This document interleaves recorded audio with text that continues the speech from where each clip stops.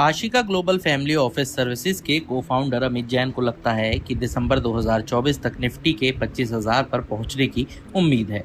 लेकिन उन्होंने money control के साथ एक इंटरव्यू में ये भी कहा कि अमेरिकी चुनाव से पहले अमेरिकी बाजार में तेज गिरावट की आशंका बहुत ज्यादा है, जिसका भारतीय शेयर बाजारों पर भी नेगेटिव असर पड़ेगा।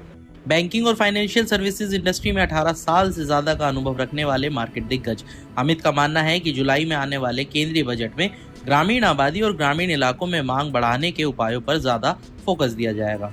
क्या आपको लगता है कि बाजार में तेजी खत्म हो चुकी है या आप अभी भी निफ्टी को करेक्शन मोड में आने से पहले 25,000 पर जाते देख रहे हैं? इस सवाल के जवाब पर अमित ने कहा कि उन्होंने 18 अगस्त 2023 को ही मनी कंट्रोल के साथ एक बातचीत में कहा था कि दिसंबर 2024 तक निफ्टी 25,000 के लक्ष्य को हासिल कर लेगा। ये एक कॉन्ट्राबुलिश कॉल था क्योंकि उस समय चारों तरफ भारतीय और ग्लोबल मार्केट को लेकर हर कोई मंदी की बात कर रहा था। अमित ने कहा कि उस बातचीत में उन्होंने ये भी कहा था कि बैंकिंग सेक्टर, आईटी और दूसरे सेक्टर्स की तुलना में बेहतर प्रदर्शन करेगा। ये बातें अब सच साबित हो रही हैं क्योंकि बैंक निफ्टी ने नया हाई छुआ है। आज की स्थिति को देखते हुए निफ्टी का दिसंबर 2024 का टारगेट 25,000 पर कायम है। क्या आपको फाइनेंशियल सेक्टर में कोई जोखिम नजर आ रहा है? इसके जवाब में उन्होंने कहा कि पिछले महीने हमें सभी बैंकिंग स्टॉक्स में शानदार रैली देखने को मिली है। भारतीय बॉन्ड्स के 28 जून 2024 को JP Morgan emerging market bond index में शामिल होने की उम्मीद ने फाइनेंशियल शेयर्स में जोश भर दिया है।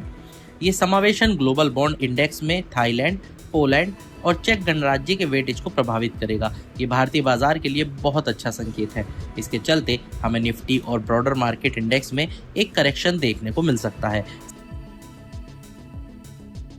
साथ ही इस बात की भी बहुत ज्यादा आशंका है कि अमेरिकी चुनाव से पहले अमेरिकी बाजार में तेज करेक्शन हो सकता है। इसके चलते भारतीय शेयर बाजार में गिरावट देखने को मिल सकती है।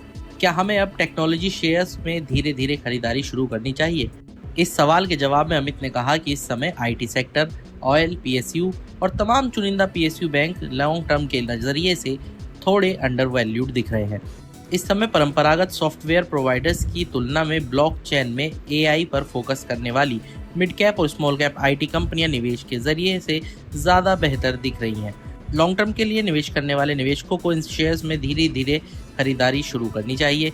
साथ ही कुछ अच्छी क्वालिटी के ऑयल, पीएसयू और बैंक शेयर जो लगभग 1 से 1.5 के प्राइस टू बुक वैल्यू पर ट्रेड कर रहे हैं, मीडियम से लॉन्ग टर्म के नजरिए से अच्छे नजर आ रहे हैं। अमित का मानना है कि मोदी 3.0 में पेट्रोलियम प्रोडक्ट्स के जीएसटी के अंतर्गत आने की बहुत ज्यादा संभावना है।